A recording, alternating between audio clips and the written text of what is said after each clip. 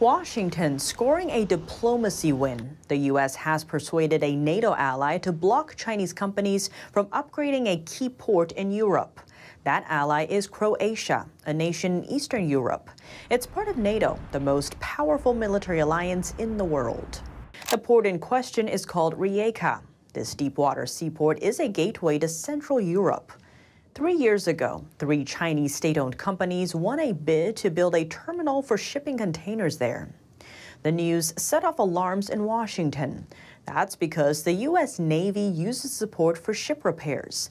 NATO also uses the port to move military goods out of Europe. If the port comes under Chinese control, it would make it harder for NATO and other countries to push goods and operations through the port. That's according to then U.S. ambassador to Croatia. A report from the Wall Street Journal said officials from the U.S. and the EU weighed in on the issue. Afterwards, Croatia canceled the tender with the Chinese companies.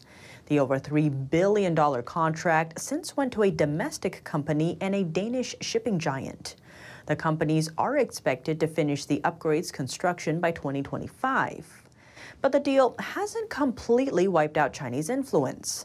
The container terminal is still buying cranes from a Chinese company. Ports use cranes to load and unload container ships. China controls the global seaport crane market. Back in the U.S., around 80% of the cranes operating in American ports were made in China. And concerns are rising that Beijing could use the sensors on these cranes to spy on what America is moving in and out of the country.